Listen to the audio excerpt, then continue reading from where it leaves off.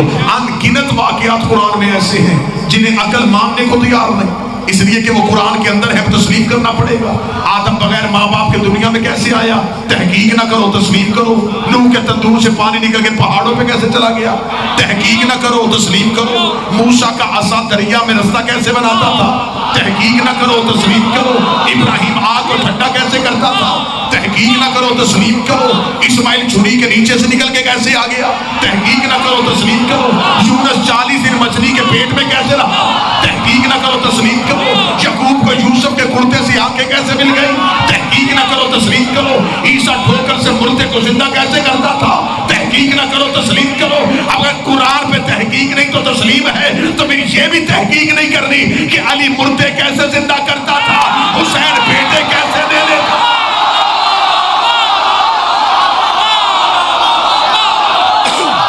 मौला हुसैन इज्जत अता फरमाए। बिस्मिल्लाह सर। साउंड वाला काम बैठा है, नहीं तेज करना उसको, आवाज दबा दी उसने। साउंड वाला भाई जहां भी बैठा, जहां आवाज पहले थी वहीं पे रख। बिस्मिल्लाह सरकार। अगर कुरान के वाकयात पे तहकीक नहीं करनी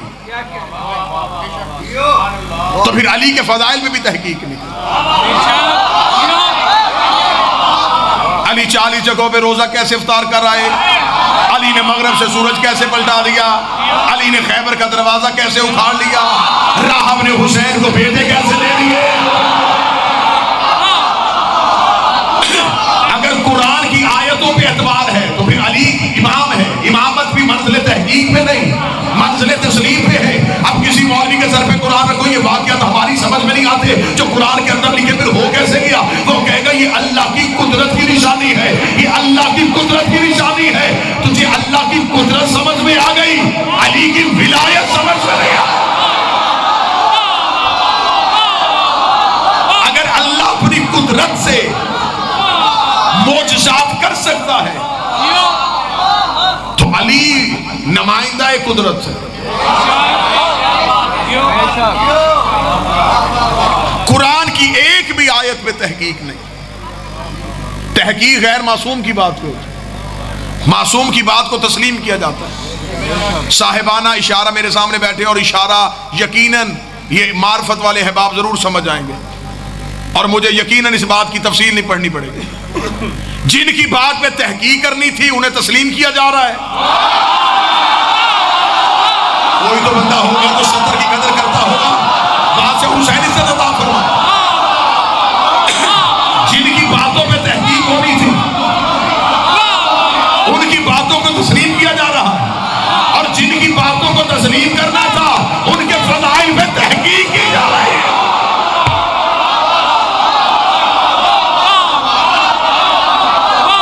तहकीक नहीं भाई होनी थी गैर मासूम पे।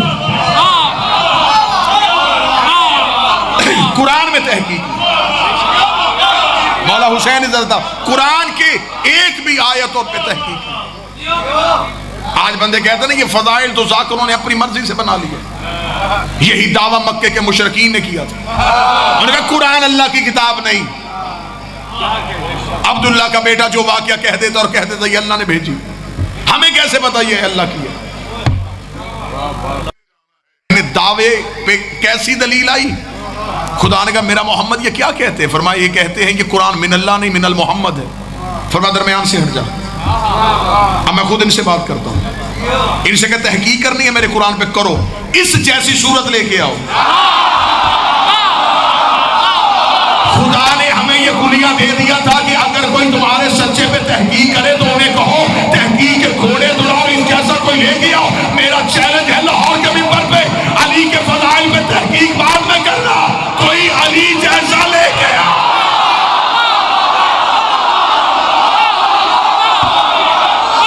कुरान जैसी किताब कोई नहीं है।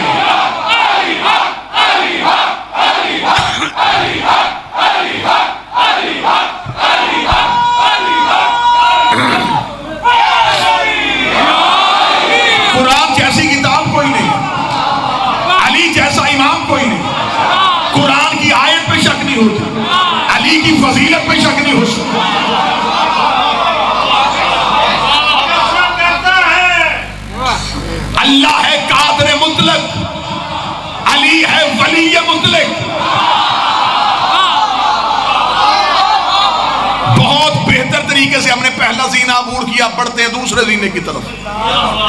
मौजू पे आऊंगा और बिल्कुल आपको खबर भी नहीं होगी कि हम कहां से कहां जाने लगे। कुरान मंजिल तहकीक पे नहीं, मंजिल तस्लीम पे। नबी भी मंजिल तहकीक पे नहीं, मंजिल तस्लीम पे। नबी के आगे भी क्यों, क्या, कैसे है ही नहीं। कह दिया, कह दिया, तस्लीम कर। ये जो हमारे पास ला इलाहा इल्लल्लाह है, ये मोहम्मद रसूलुल्लाह की तस्लीम का नाम है। हमने तो अल्लाह देखा ही नहीं था, हमें उसने कहा मानो, हमने तस्लीम कर लिया। उसने कहा जन्नत है, हमने तस्लीम कर लिया। उसने कहा फरिश्ता है, हमने तस्लीम कर। नबी भी मंजिल तहकीक पे नहीं, मंजिल तस्लीम पे। मेरे अहले सुन्नत भाइयों के यहाँ किताबों में वाकया मतवातर दर्ज। एक सहाबी थे, नाम था उनका खुज़ैमा। इनका लक़ब तो ज़ू शहादतैन, दो गवाहियों वाला। ये जितनी देर जिंदा रहे इनकी गवाही दो मर्दों के बराबर मानी जाती। ये ज़ू शहादतैन बने थे नबी के कहने के मुताबिक।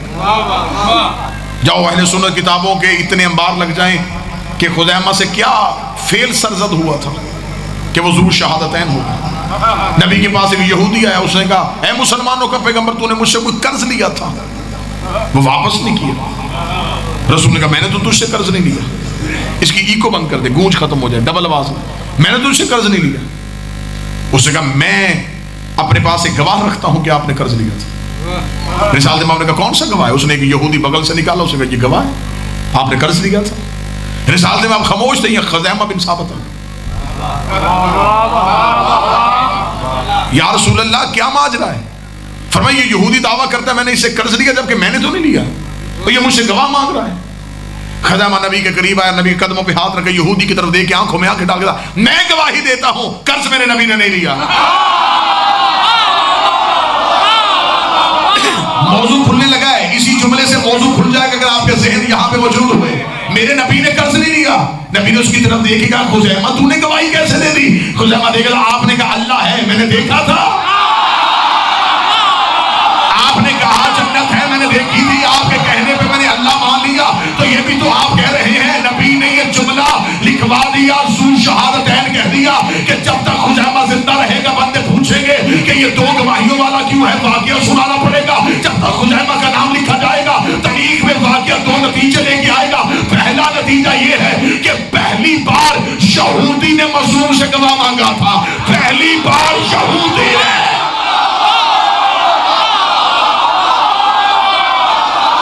जिन्हें मज़मून की रबत याद है, पहली बार एक यहूदी ने मासूम से गवाह मांगा। नबी को गवाह नबी से मांगना नहीं था, नबी की बात को तस्लीम करना है। ज़हरा है मोहम्मद की बेटी, फातिमा से गवाह नहीं मांगना था, फातिमा के दावे को तस्लीम करना।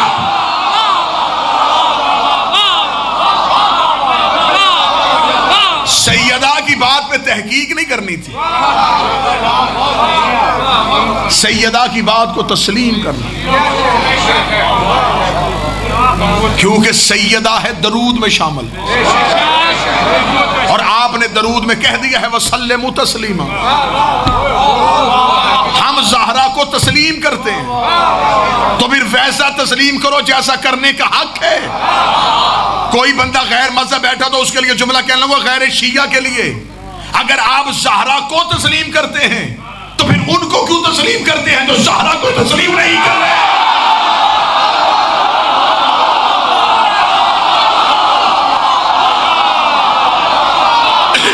माना किसी एक हो जाता है, तस्लीम एक चीज को किया जाता है। मैंने तस्लीम कर लिया कि रात है, इसका मतलब कि दिन को तस्लीम नहीं किया। एक वक्त में एक हकीकत को तस्लीम किया जाता है। दरूद में आपने कहा था कि मैंने ज़हरा को तस्लीम किया, नमाज में आपने कहा था कि मैंने ज़हरा को तस्लीम किया, मुसल्ले से उधर की आपने किताब निकाल दी कि ज़हरा ने जो कहा था वो कहां से कहा था। तो या तो नमाज में दरूद पढ़ना छोड़ दो,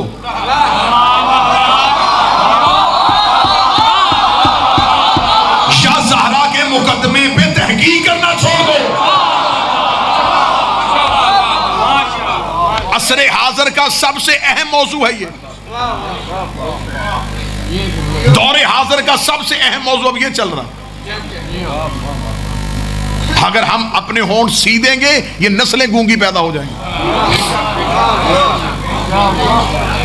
अब शिया घर का हर सोशल मीडिया पे बैठा हुआ बच्चा मजहब का मुनाजर है, हमें इसे तैयारी करवा के बिठवाना है ताकि ये फरीक जवाब दे सके, क्योंकि इसे गली मोहल्ले में तो ये कह सकता है कि मुझे अपने मौलाना को पूछने दो, ये सोशल मीडिया पे बैठ के क्या कहे। लिहाजा कोशिश कर रहा हूं कि इन दिनों में जितनी हो सके अपनी कौम के बच्चों को हक़ ज़हरा इतना तैयार करवा दूं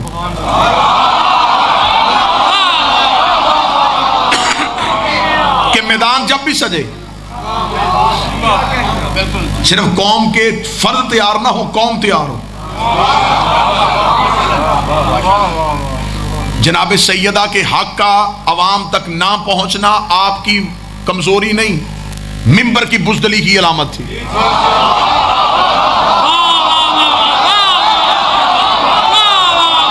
मैं बिल्कुल खोल के बात कर, ये जो जनाब सैयदा का मुकदमा अब तक नहीं पहुंचा, बाबा जी इससे मुराद ये नहीं है कि कौम जो है वो हकीकत पसंद नहीं, कौम तो सुनने आई थी, मिंबर की बुज़दली थी।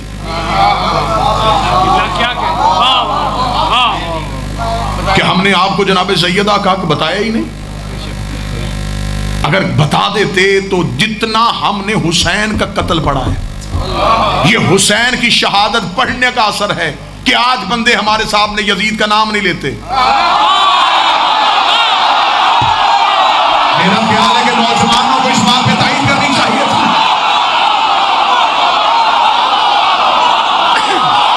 इतना पढ़ा गया है मेरी कौम ने कत्ले हुसैन, इतना शहादत हुसैन को पढ़ा है कि आज कोई बंदा मेरी कौम के मातमी के सामने यजीद का नाम लेने का तैयार नहीं है। जैसे शिबते रसूल का कातिल बताया था, वैसे बिनते रसूल का कातिल।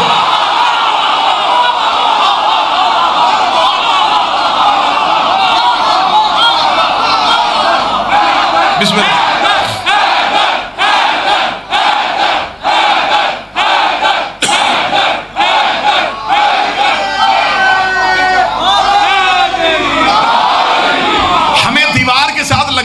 हम खुद दीवार के साथ लगेंगे।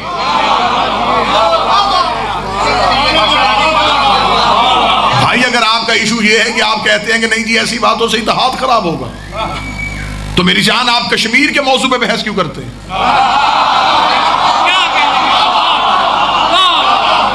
आपने तो सरकारी तातील की है ना, छुट्टी की है। आपके प्राइम मिनिस्टर ने अक़वाम मुत्तहिदा में कश्मीर के इशू पे बात की, पूरी दुनिया के मुसलमानों ने सराहा, बड़ी अच्छी बात है, ऐसे ही डट के बात होनी चाहिए। इसका मतलब अगर आप हक पे हैं तो फिर आपको किसी भी फोरम पे बात करनी चाहिए ना, आवाज उठानी चाहिए। तो कश्मीर में क्या है तो कहते कश्मीर हमारा हिस्सा है और हिंदू ने कब्जा किया हुआ है। इसका मतलब है कि तेरी जगीर पे कोई कब्जा कर ले, उस पे लानत हो सकती है। और जो ज़हरा की जगीर पे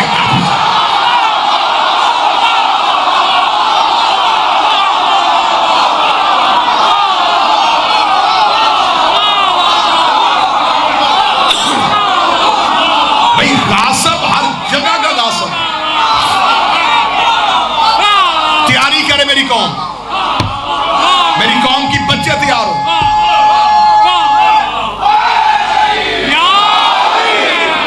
मैं इतनी सहमत भी कौम के बच्चों को नहीं दूंगा कि वो हमें फोन करें, खुद इतने तैयार हो जाओ।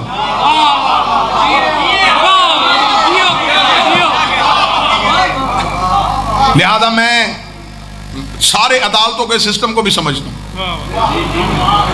मैं पूरी जिम्मेदारी के साथ ऐसा लफ्ज कहने लगा हूं कि अच्छा वकील वो होता है जो एक दलील के साथ मुखालिफ वकील का मुंह बंद कर दे। ऐसा ही।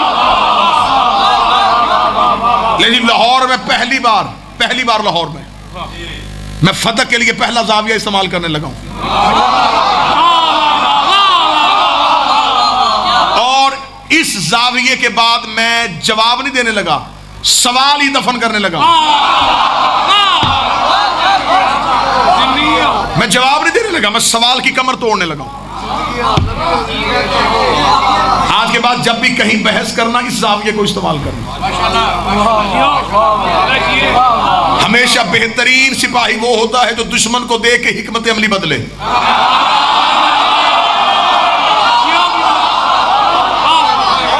वो अगले मोर्चे पे तो अगले पे आओ, वो पिछले पे तो पिछले पे रहो, एक जगह पे निकल नहीं रहना। नहीं, बिल्कुल नारों से बेनियाज होके ये जाविया इस्तेमाल करने लगा। इसके बाद सवाल उठेगा ही नहीं।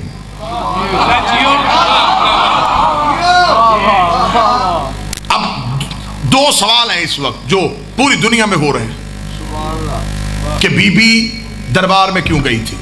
ठीक है, मैं जाविया देने लगा हूं। कहा जाता है कि बीबी अपना हक लेने गई थी, तो क्या कह के बीबी का हक नहीं दिया गया? वो कहते इसलिए नहीं दिया गया कि नबी जो छोड़ के जाते हैं वो विरासत नहीं होती, वो उम्मत का होता है और वो सदका है और उस पर उम्मत का हक है। साहिब बहस हो रही है विरासत पे। शिया साबित करने की कोशिश कर रहे हैं कि विरासत बेटी का हक था, उसे मिलनी चाहिए। गैर शिया साबित कर रहा है रवायतों से, वो हदीसों से, वो हदीसें निकाल रहा है, और एक जगह पे वो स्टैंड कर रहा है कि नबियों की विरासत नहीं होती। यानी कि इधर से भी दलाइल विरासत दिए जा रहे हैं, उधर से भी दलाइल विरासत की नफी में दिए जा रहे हैं। ले जी, मैं तीसरा दरवाजा खोलने लगा हूं।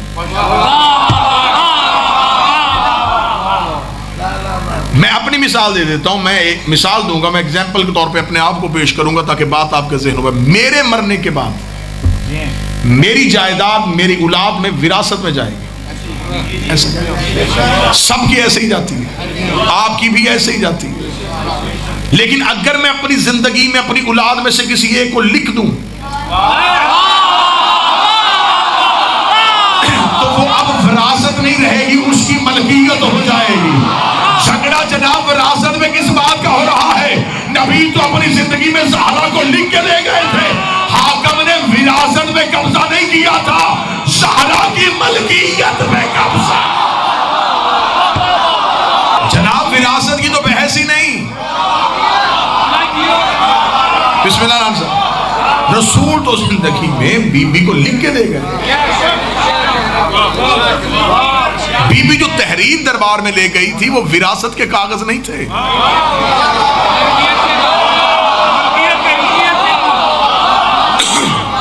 मलकियत के कागज।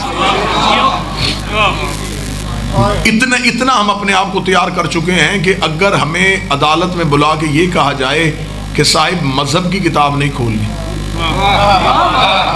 मजहब की कोई किताब ना खोले, किसी फिरके की ना खोले, कानून से साबित करो।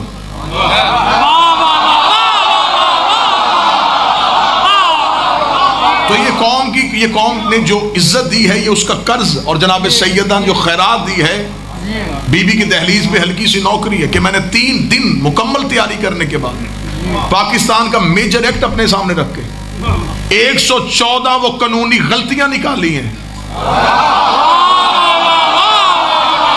जो सैयदा के मुकदमे में हुकूमत की तरफ से हुई है।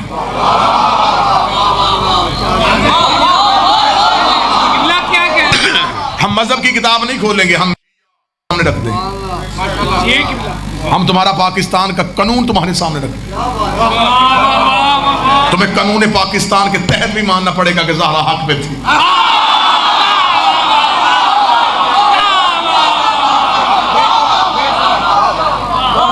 आज भी पाकिस्तान के कानून में ये बात शामिल है कि एक घर मेरी मलकियत है, मैं उसमें रह रहा हूं, एक अरसे से मैं रह रहा हूं, एक शख्स ने मेरे मलकियत मेरे मकान पे कब्जा कर लिया, वो काबज हो गया, मैं भी अदालत में चला गया, वो भी अदालत में चला गया। पाकिस्तान का कानून ये कहता है गवाह मालिक नहीं देगा, काबज देगा।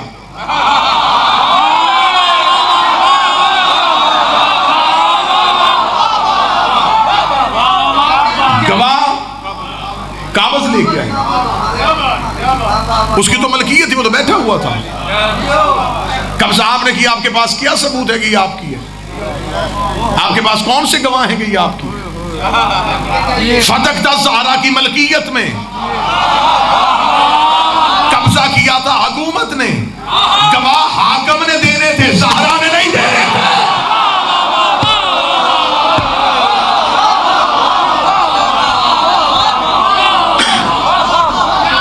दूसरी कानूनी गलती साहिब ये है, मैं 2-3 गलतियां पढ़ के फिर उसके बाद मैं मौजू को मुतसिल कर दूं। दूसरी कानूनी गलती है कि अगर आप स्टेट के खिलाफ केस करते हैं तो ये नहीं हो सकता कि आप प्राइम मिनिस्टर के खिलाफ कोई एप्लीकेशन दें और उसे सुने भी प्राइम मिनिस्टर।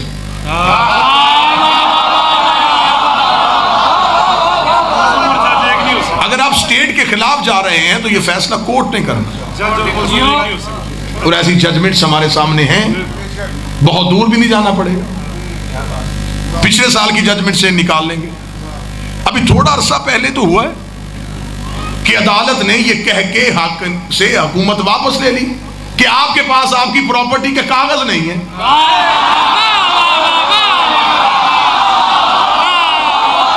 मेरा ख्याल अगर ये कौम इशारे समझने शुरू कर दे तो बहुत सी चीजें जिनकी वजाहत की जरूरत ही नहीं।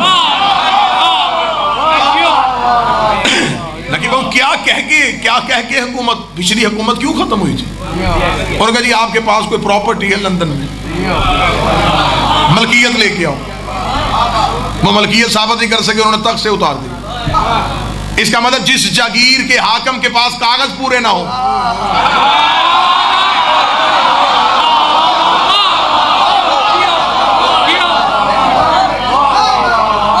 उसे हुकूमत से निकाल दिया जाए। हम सिर्फ इतना कहते हैं हुकूमत देनी है दे, सिर्फ फदक के कागज दिखाओ।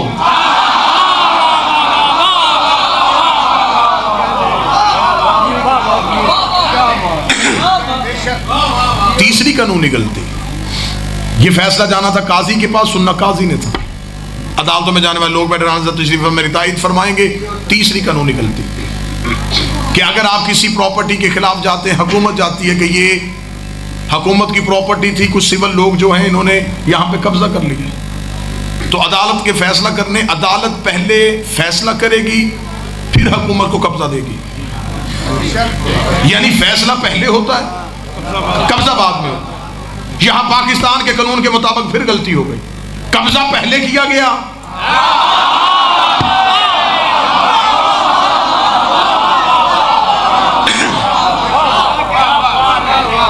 फैसला बाद में किया। और जिस दिन केस दायर हुआ उसी दिन फैसला हो गया। ये तरीके इंसानियत का, अपनी नोयत का पहला केस है। 1400 साल हो गए हैं ज़हरा की हक की फाइल तरीक के रिकॉर्ड रूम में पड़ी है। हर हुकूमत आती है, गुजर जाती है और कोई उस फाइल को खोलने को तैयार नहीं। हम भी इस लम्हे में हम भी गफलत का शिकार है। हमने भी लोगों को नहीं बताया। क्यों नहीं जी, इसमें कुछ ऐसे, मुझे ये बात कहते हुए शर्म आ रही है कि जिन बंदों ने अपनी इज्जत ही ज़हरा का माल खा खा के बनाई है,